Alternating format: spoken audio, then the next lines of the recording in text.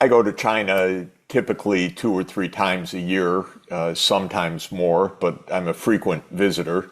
I'm an admirer of what China has accomplished. After all, when I first went to China in 1981, 43 years ago, China was an impoverished country. Uh, and when I go to China now, of course, China is an advanced economy, very sophisticated, playing a major positive role in the world economy. It is the low cost producer of many of the things that the world needs in energy systems, 5G digital connectivity, uh, electric vehicles. It just does a very, very good job. And this has been a lot of hard work, a lot of good planning, a lot of smart investments, a lot of innovation. And I give China a lot of credit for that.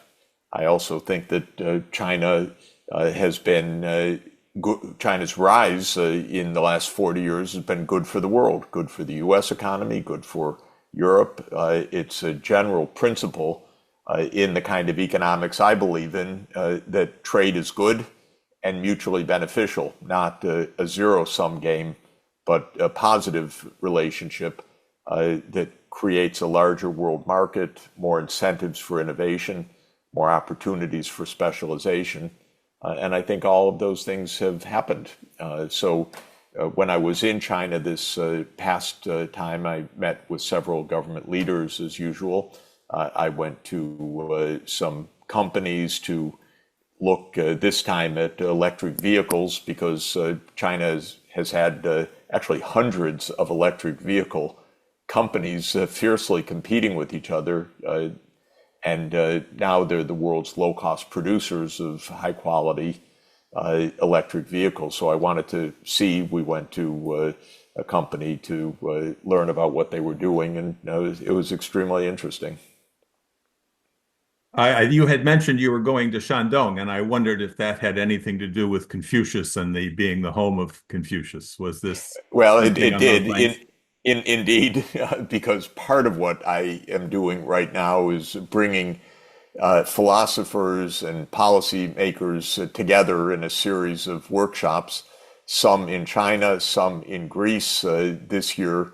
Uh, Also, we're going to have a meeting actually in 2025 in Cambodia, and we'll continue to try to reach more of the world. But the idea there is that the great philosophical traditions in different parts of the world can enrich each other. So we went in Shandong province to Shufu, which is Confucius's birthplace. Well, Confucius's home is there. It's known because that's where he taught his pupils, and it became a shrine right away 2,500 years ago. And it remained a big temple site as emperor after emperor became Confucian. The courts of the great dynasties of China became Confucian, so the emperors would build new additions to this complex.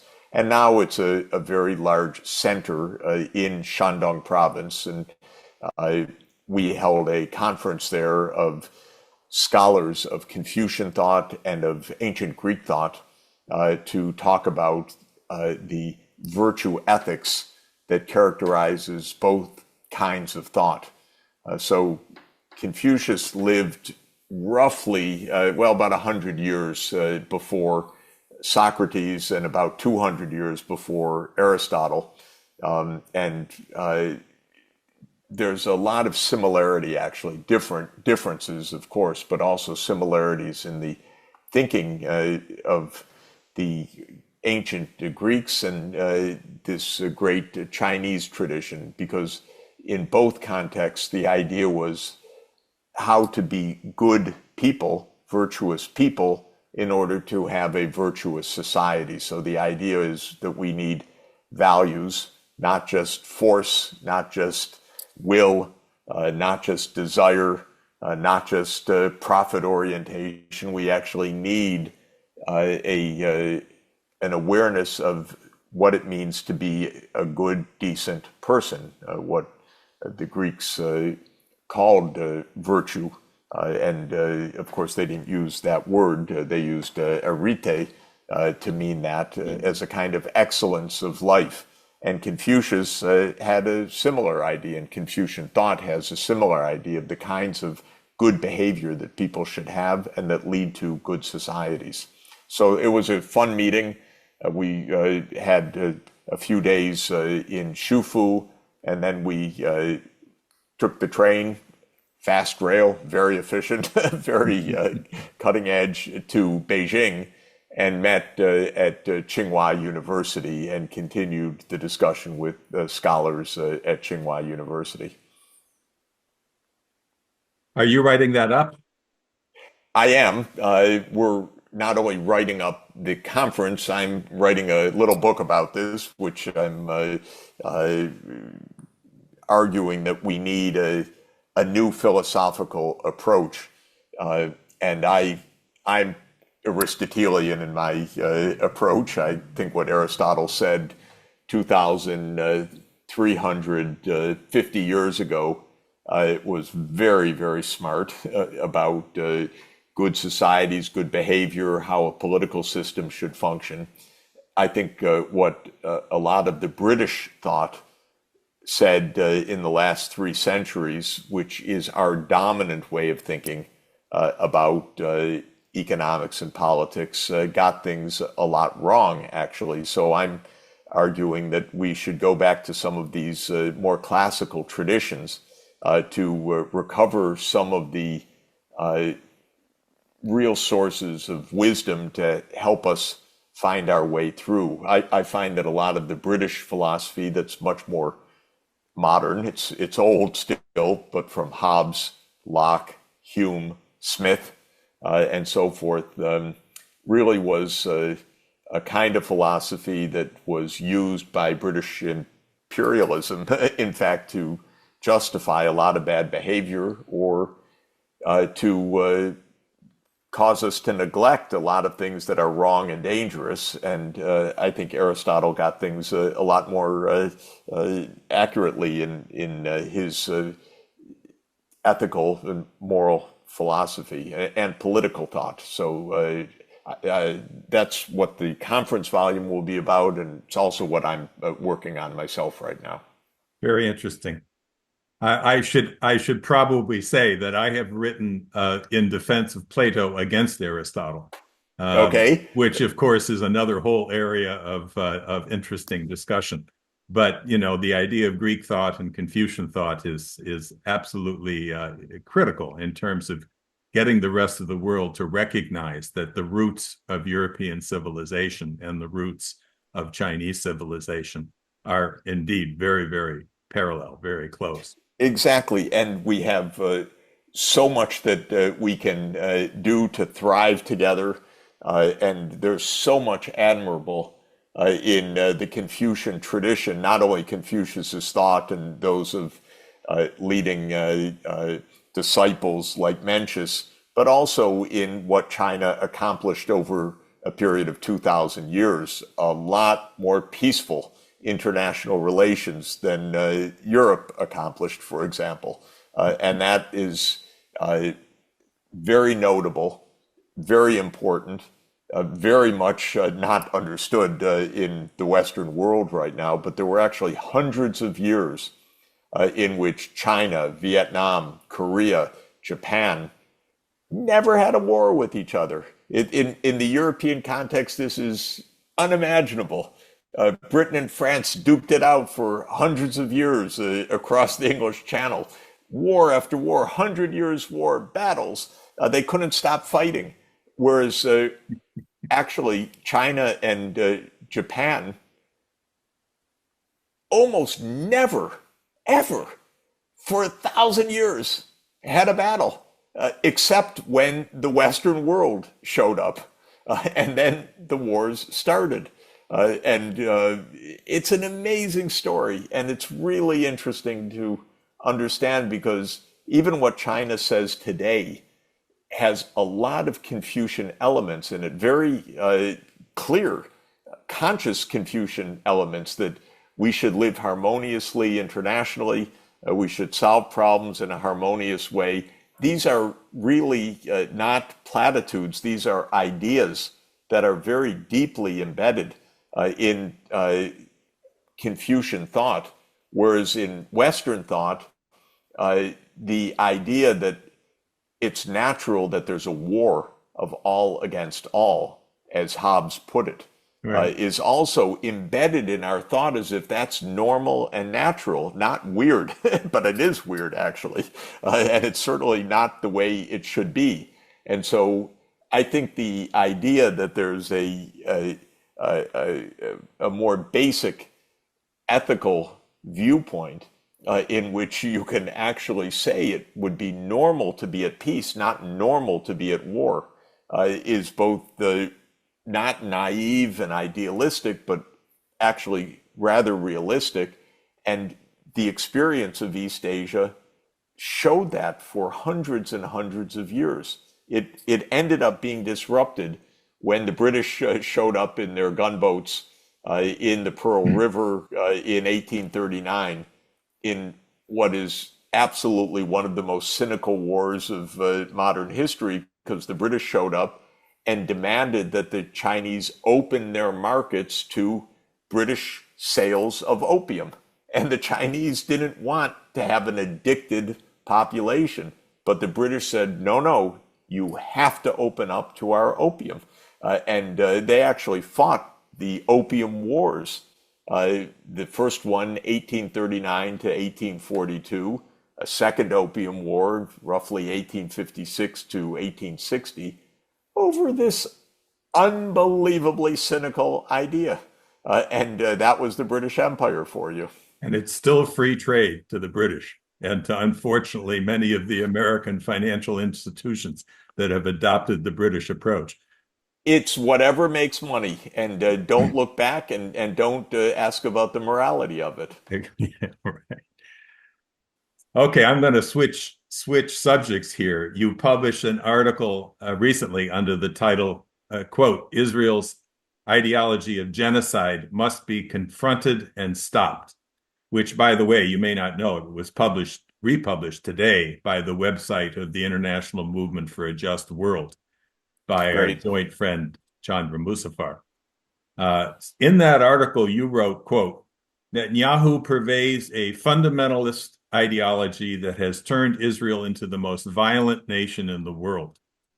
Chaz Freeman, whom you also know, this week in a speech that he gave in Massachusetts, asked in the title of his speech, is the Zionist state now doing itself in? And he warned that the Zionist state of Israel and the Jews who inhabit it are now in jeopardy. Palestine is where the humane values of Judaism have gone to die. End quote. So can Israel save itself? Well, it could save itself, but it is on a path of self-destruction right now for two reasons. One is that it's trying to pursue an indefensible course, indefensible in the sense of law, justice, morality, acceptability. And second, it's trying to pursue an indefensible course in the literal sense of not militarily defensible. So it's doing itself in two ways. And let me explain. The whole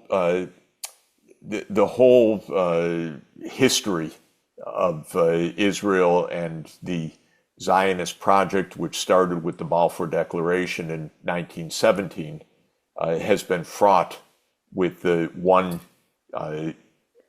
difficult reality, which is that two different peoples, the Palestinian Arabs who were living there when the Balfour Declaration was made by the British Empire in 1917 during World War I, and the Jewish people who came to establish a Jewish homeland meant that there was conflict from the very beginning of the Balfour Declaration, because the Palestinian Arabs said, this is our land. The Zionists said, well, this is our ancient historical land, and we, of course, are facing banishment and anti-Semitism in where we're living in Europe. And conflict arose from the very beginning, from 1917 onward. And the Jews suffered the Holocaust at Hitler's hands in World War II. And of course, this was the most unimaginable, horrific event that a people could experience. And the refugees after the war, those who survived in Europe, were directed to Palestine. Their numbers swelled. Actually, it was partly cynical, because even after the Holocaust, the United States, there were people who said, no, we don't want the Jewish refugees here, let them go to Palestine. And so after World War II, the tensions between the two groups was absolutely stark already in 1946, 1947, and 1948. And there's a lot of history that one could say, but nobody quite knew what to do. The British were still the imperial overlord. They had the so-called mandate, but they wanted to get out, and they announced that they were leaving. And the new UN, which was established, made a committee to recommend a partition, so that part would be Jewish state of Israel and part would be a Palestinian state. And there was, of course, a rather pro-Israel point of view in the technical work that went into the partition plan, so that when it was presented in 1947, the Jews constituted about 33% of the population at the time, and the plan gave them 56% of the land. And the Arabs, who constituted 66% of the population, were given 44% of the land. So the Arab countries in the UN objected, said this is not fair. This is not a proper way to divide the map. The Jews, the settlers who were about to become a state of Israel, used a lot of violence and treachery and terror, actually, in 1947 and early 1948 to scare away the Arab population, what the Arabs called the Nakba, and hundreds of thousands of Arabs left their homes in what would become the state of Israel. They fled for their lives because there were massacres by the Jewish settlers, by Jewish gangs and so forth. And the idea was to scare people away so that the area assigned to the Jews would be overwhelmingly Jewish. Then Israel unilaterally declared independence in May 1948. And the Arab countries around said, we don't accept this. They went to war, and Israel defeated the Arab armies with its backing of Western countries. And that meant that there was a frozen conflict in 1949. Interestingly, in 1949, the UN voted that those who had been made refugees by the war, the Palestinians, had the right to return to their homes. But Israel was having none of it. Of course, Israel was saying, we're a Jewish state. We don't want the Palestinians here. We're not going to accept the UN call for a return of people to their homes. And those people and their children and their children's children became refugees and remain refugees to this day. In 1950, a UN mediator went to try to find a peaceful way to create a real partition that both sides could live with, and he was murdered by an Israeli gang. It's presumed with the Israeli government knowing, but the UN mediator was murdered.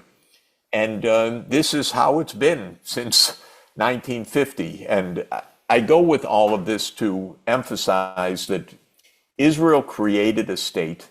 It won a war to do so.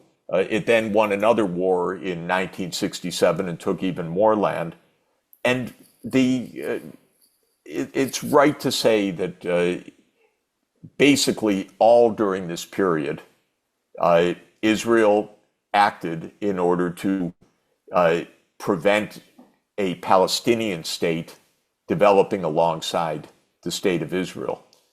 Whereas the world community, meaning the governments in the UN, especially after 1967, and then as events unfolded in the 1970s, 1980s, 1990s, increasingly pressed for a Palestinian state to be granted sovereignty and borders and security alongside the state of Israel as the only way to end this conflict. My own view, quite strongly, after more than 50 years of pretty intensive thinking and visiting this region and knowing lots and lots of people and living in Israel decades ago and watching this unfold, is that there will not be peace until there's a state of Palestine. And I believe there needs to be a state of Palestine and a state of Israel, and they need to live next to each other. I would like it to be living next to each other and in normal ways, but if it can't be in normal ways, living next to each other and separated by peacekeepers. But the point of this current war, and it goes back decades, is that Netanyahu, the prime minister, and his political allies absolutely reject the idea of a state of Palestine. But that's a problem. It means that Israel is ruling over about 8 million Palestinians who have no political rights. So it is said to be, and I think it's accurate to say, an apartheid regime, like the South African regime was under apartheid.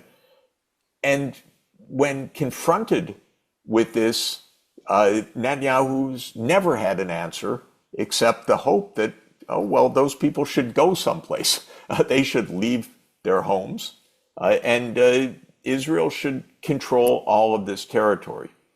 In 1967, Israel won a war, another war.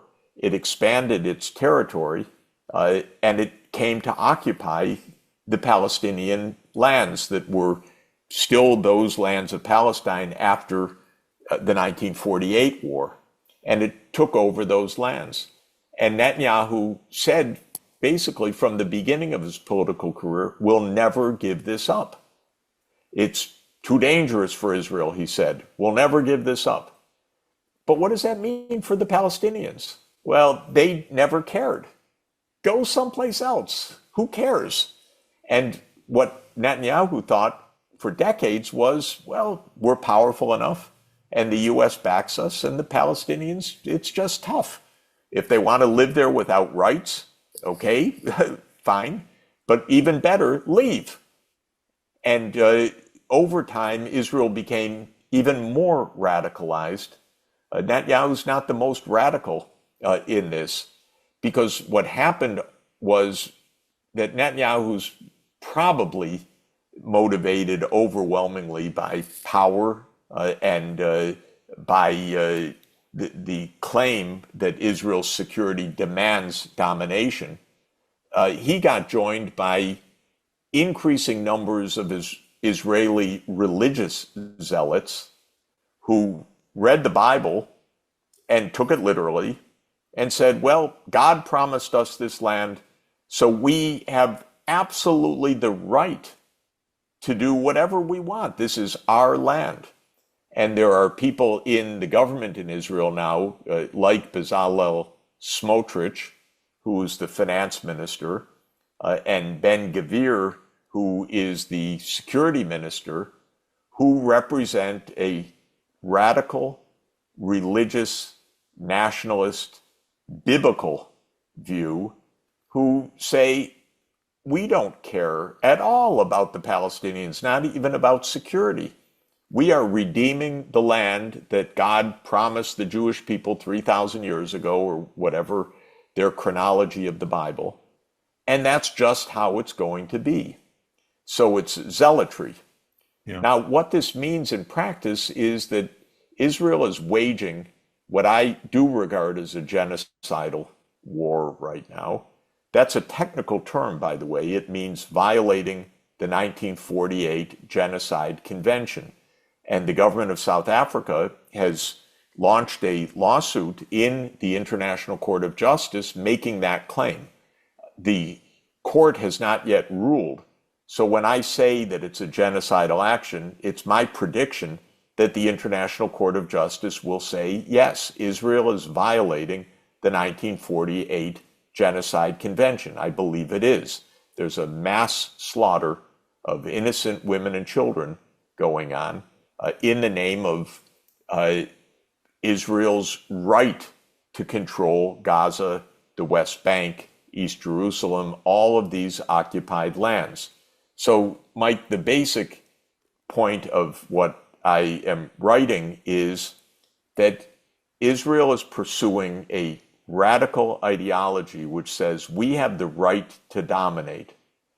And since international law, public opinion, world opinion, morality rejects that and says, no, there are millions of Palestinians. They have the right to political self-determination. They have a right to a state, which is overwhelmingly what the world community says. It's even what the US government says, though it doesn't act upon it. I believe that what Israel is doing is carrying out an expanding war to try to defend the indefensible. And as I said, it's indefensible in two senses. What they're trying to defend, which is an apartheid state and continued dominance over Palestine and permanent control over captured lands that international law says belong not to Israel, but to Palestine, to the people of Palestine. Israel is trying to defend what is in violation of international law, international ethics, and the views of virtually all countries in the world. But there's a second point, which is that Israel believes that it can do this by murder, by ethnic cleansing, by military dominance. So Netanyahu spoke at the podium of the UN General Assembly a couple of weeks ago, and he said the long arm of Israel reaches across the Middle East. And we will win, he said repeatedly. But we have to understand, first of all, it's not Israel who has the long military arm, it's the United States. Israel could not do this for one day without the US backing. So Netanyahu presumes that the US will do his bidding.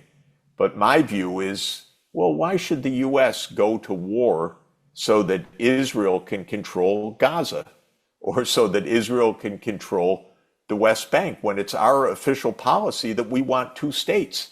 Why do we go to a widening war that could even escalate into a nuclear war to defend an indefensible, illegal claim of Israel?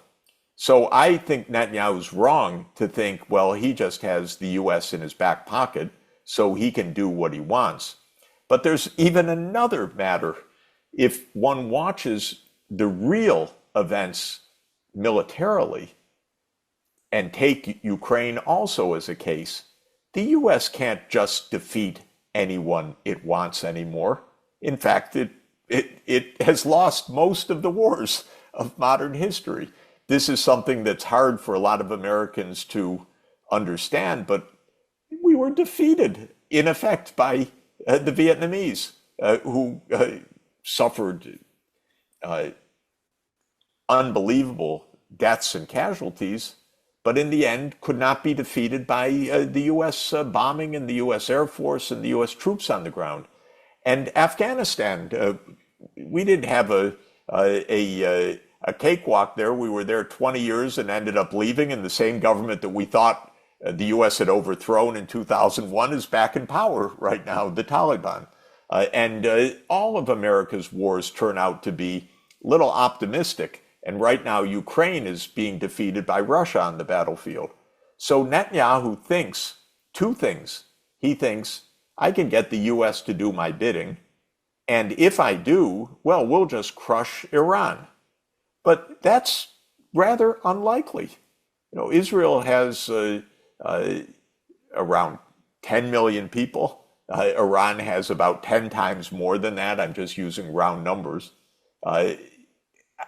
It's a lot of arrogance, a lot of hubris, and I think a lot of miscalculation to think, oh, if I can just bring the U.S. into the war with Iran, we'll crush the enemy. Israel could get absolutely destroyed by this, because when we see Iran sending its missiles, and they do seem to be some hypersonic missiles there, they penetrate the so-called Iron Dome of Israel's air defense. So Israel is not so secure, even if the U.S. Is engaged on Iran's side, which I think is a terrible calculation for the U.S. To begin with, something we should not do. We shouldn't be fighting for Israel's right to control occupied Palestinian lands. It makes no sense, especially when we say that our policy is a Palestinian state living alongside the Israeli state. We know that that's not Netanyahu's policy. So why are we giving a blank check to Netanyahu when he's fighting for a political aim which we don't even agree with?